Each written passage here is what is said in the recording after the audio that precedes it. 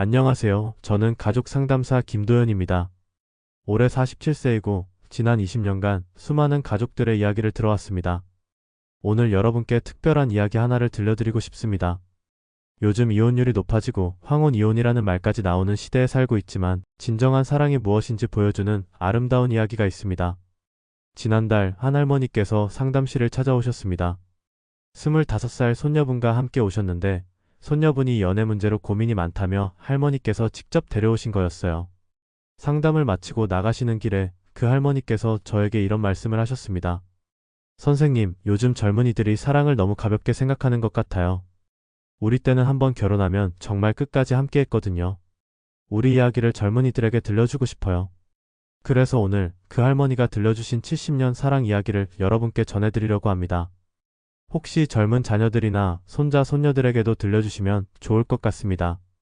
1952년 여름 6.25 전쟁의 포화가 한창이던 시절입니다. 부산으로 향하는 피난길에서 22살 준호와 20살 순자가 처음 만났습니다. 기차역 대합실에서 홀로 앉아 눈물을 흘리고 있던 순자를 본 준호는 조심스럽게 다가가 자신의 마지막 주먹밥을 건넸습니다. 드세요. 힘내세요.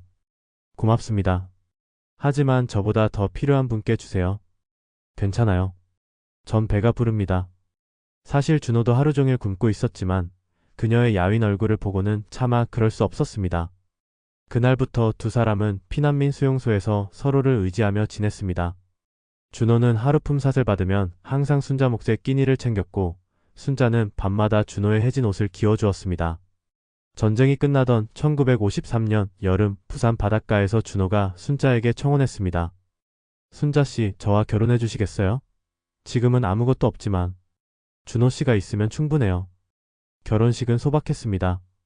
피난민 천막 앞에서 몇몇 이웃들이 축하해 주었고 신혼여행은 부산 앞바다를 바라보며 걷는 것이 전부였습니다. 그날 밤 준호는 순자의 손을 꼭 잡고 약속했습니다. 여보, 나는 평생 당신만 바라보고 살겠어요. 앞으로 어떤 힘든 일이 있어도 절대 혼자 두지 않을 거예요. 우리 함께 이겨내요. 저도 평생 당신만 믿고 따르겠어요. 서울로 돌아온 부부는 판잣집에서 신혼생활을 시작했습니다. 준호는 공장에서 밤늦게까지 일했고 순자는 부잣집 살림을 도우며 품삯을 받았습니다. 1955년 첫째 아들, 1957년 둘째 아들, 1960년 셋째 딸, 1963년 막내딸까지 내 아이를 키우느라 하루하루가 전쟁 같았습니다. 겨울이면 연탄을 아껴 쓰느라 이불을 온 가족이 함께 덮고 잤고 아이들이 아프면 병원비가 없어 발을 동동 구르기 일쑤였습니다. 그래도 순자는 늘 밝게 웃었습니다. 여보, 우리 아이들 보세요.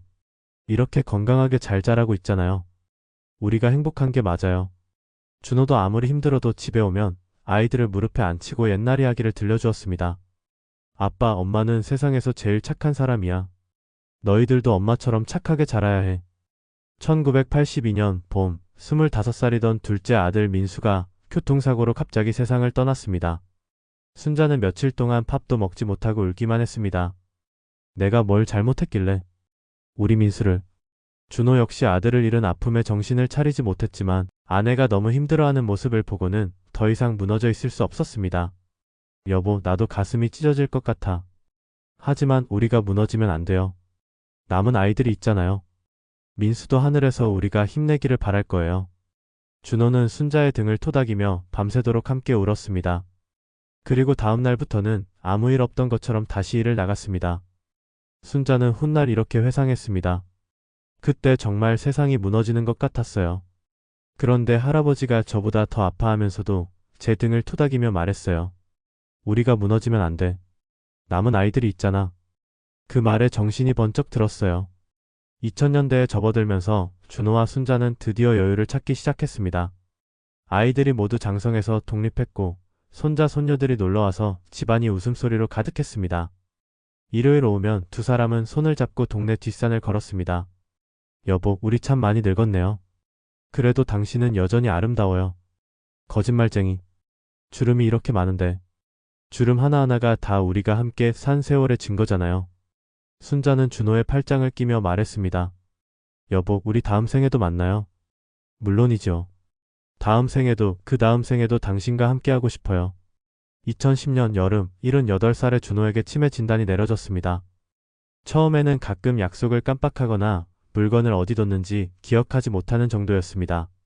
하지만 병은 빠르게 진행됐습니다. 2012년 어느 날 준호가 순자를 보고 물었습니다. 아가씨, 우리 집 순자는 어디 갔어요? 언제 돌아와요? 순자의 가슴이 무너져 내렸습니다. 50년을 함께 산 남편이 자신을 알아보지 못한다니.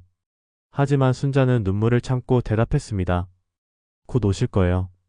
조금만 기다려보세요. 그리고 잠시 방을 나갔다가 다시 들어와서 말했습니다. 안녕하세요. 순자예요. 아, 순자구나. 어디 갔었어? 당신이 없으니까 허전했어. 순자는 이런 일을 하루에도 수십 번 반복해야 했습니다. 주변에서는 순자에게 요양원에 모시라고 권했습니다. 할머니, 이제 혼자서는 감당이 안 되실 거예요. 하지만 순자는 고개를 저었습니다. 안 돼요. 이 사람이 70년 동안 저를 얼마나 사랑해줬는데 이제 제가 이 사람을 돌봐드릴 차례예요. 매일 아침 순자는 준호를 씻겨주고 밥을 먹여줬습니다. 준호가 같은 이야기를 수십 번 해도 마치 처음 듣는 것처럼 고개를 끄덕였습니다. 순자야, 우리 언제 결혼했지? 1953년 여름이에요. 아, 그렇구나. 참 오래됐네. 10분 후면 또 같은 질문을 했지만 순자는 실은 기색 없이 대답했습니다. 그런데 신기한 일이 있었습니다. 준호는 순자의 이름을 기억하지 못했지만 순자가 손을 내밀면 언제나 자연스럽게 손을 잡았습니다. 그리고 환하게 웃었습니다. 참 따뜻한 손이네요. 마음이 편해져요. 순자는 그때마다 생각했습니다. 기억은 못해도 마음은 기억하고 있나 보구나. 2020년 겨울 88살의 준호가 먼저 세상을 떠났습니다. 마지막까지 순자의 손을 꼭 잡고 있었습니다. 장례식장에서 순자는 준호에게 마지막 인사를 건넸습니다. 여보, 70년 동안 정말 고생 많았어요. 약속대로 끝까지 저를 혼자 두지 않았네요. 고마워요. 그로부터 1년 후 순자도 준호를 따라 떠났습니다. 침대 옆 서랍에는 두 사람이 신혼시절에 찍은 사진 한 장이 고이 간직되어 있었습니다. 이 이야기를 들으며 어떤 생각이 드셨나요? 진정한 사랑이란 화려한 로맨스가 아니라 평범한 일상에서 서로를 향한 작은 배려와 헌신이 쌓여 만들어지는 것 같습니다. 요즘 젊은 세대들이 쉽게 만나고 쉽게 헤어지는 것을 보면서 안타까울 때가 많으실 텐데요. 준호와 순자 부부처럼 평생 함께하겠다는 약속의 무게를 아는 것, 그것이 참된 사랑의 시작이 아닐까요? 여러분의 인생에도 이런 아름다운 사랑의 이야기가 있으리라 믿습니다. 오늘 집에 가시면 오랜 세월 함께해온 배우자의 손을 한번 잡아보세요. 그 손이 얼마나 따뜻한지, 그 손 안에 얼마나 많은 사랑이 담겨 있는지 다시 한번 느껴보시기 바랍니다.